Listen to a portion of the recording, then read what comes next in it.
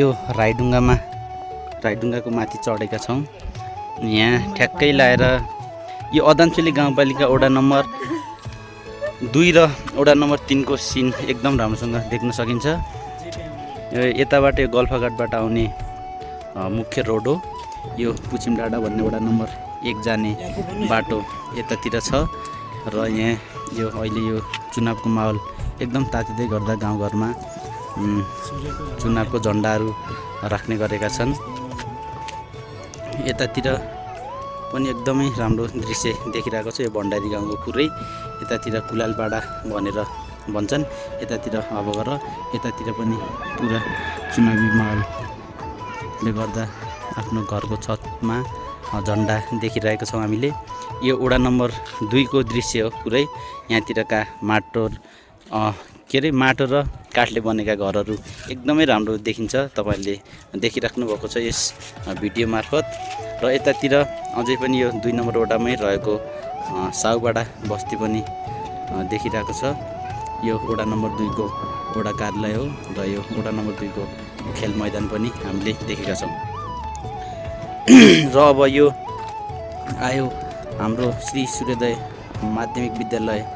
यतातिर छ विद्यालय, यो तलतिरको त्यही गल्फाघाटबाट यो श्रीनगरलाई जोड्ने मेन रोड हो। यो श्रीनगर स्वास्थ्य चौकी हामीले देखिरहेका छौँ।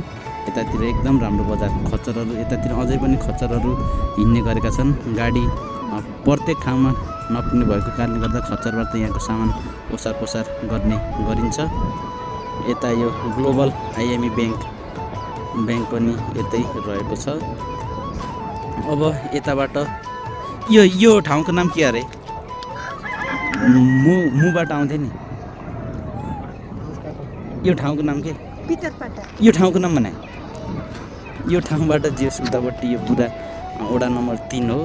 यतातिर वडा नम्बर 3 बस्ती यो फडेरा गाउँ हो। पुरै यो एरिया फडेरा गाउँमा पनि एकदम चुनावी माहौल तातेको अवस्था छ।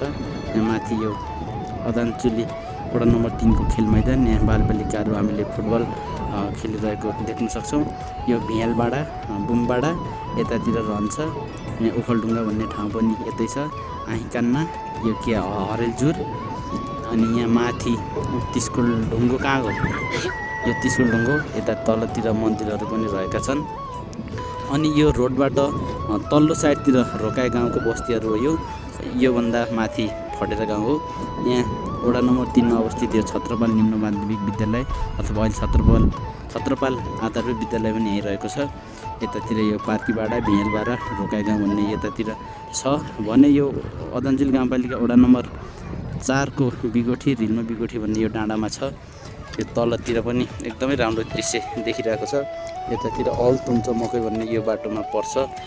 भनेपछि अहिले हामी यस ढुङ्गामा छौँ। मसँग रोशनी अनि यसको नाम के अरे? करुणा, राजेश। हामी यहाँ भ्लग बनाइरहेछौँ। हामी हौँ यो क्यामेराम्यान। हामी पनि यसो हामी भिजिटमा मात्र आएको गाउँमा घुमिरहेछौँ।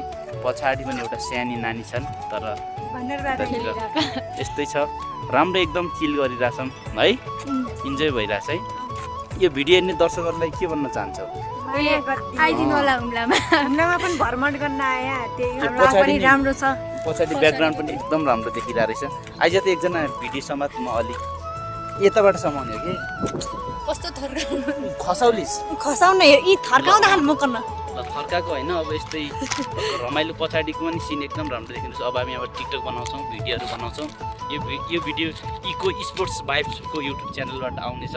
तपाईँले हेरिदिनु होला, माया गरिदिनु होला। तर गाउँमा अलिकति नेटको प्रब्लम छ, नेट चल्ने बित्तिकै यो भिडियो म अपलोड गर्नेछु। धन्यवाद।